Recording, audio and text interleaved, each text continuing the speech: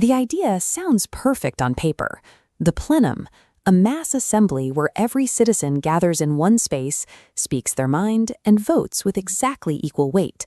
No politicians, no middlemen, just pure, direct democracy. But if you treat a state like an engineering project, you quickly spot the structural failure. Scale that mass assembly up to millions of people, and the entire mechanism jams.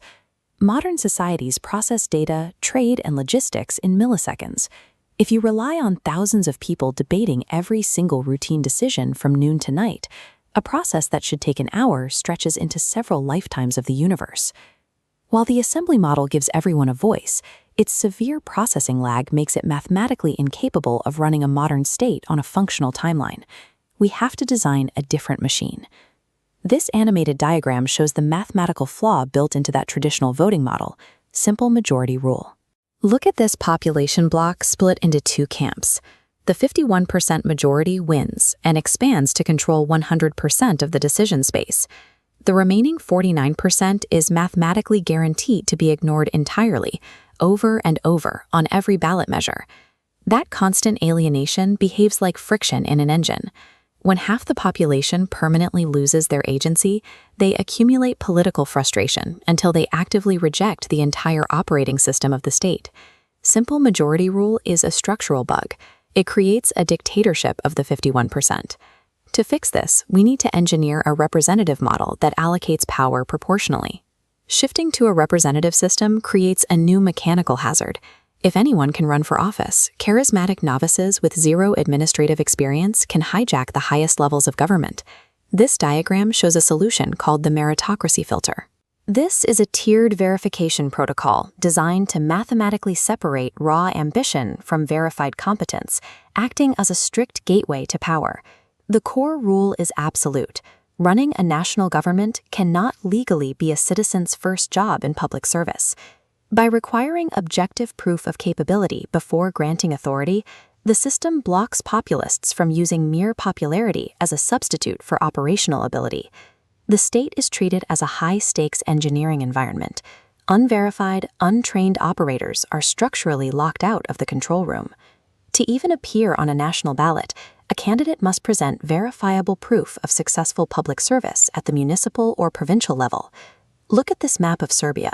A politician must manage local nodes, balancing budgets before transitioning to national management. For non-politicians, there's a bypass, a parallel academic track requiring a doctorate from a top 20% national university program in a relevant field. These thresholds scale down proportionally.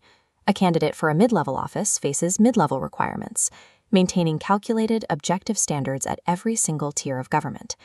This structural sequence ensures that every single decision-maker in the system has either proven their administrative survival in the real world or possesses undeniable specialized expertise. But filtering for competence at the top leaves a massive vacuum at the bottom. We still have to solve how citizens are actually represented. Traditional voting relies on geography. You vote alongside your neighbors. But living on the same street does not mean you share the same professional realities, economic struggles, or demographic needs.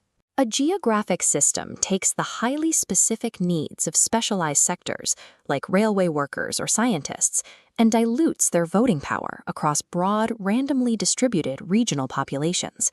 Relying solely on zip codes for representation misaligns the actual daily lives of voters with the policies being drafted in the capital. To fix this, we introduce political interest communities. This is a systemic upgrade that blends representative democracy with specialized sector-based voting.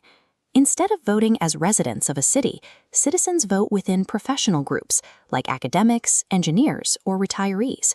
The outcome is targeted. Teachers elect education experts. Medical workers elect healthcare experts. This creates peer-reviewed governance, with representatives chosen by people who understand the field. We have eliminated mass assembly gridlock. We have walled off incompetent actors and aligned representation with societal interests. A functioning society does not rely on hoping for good politicians. It relies on building a mathematical machine that simply does not allow bad governance to operate.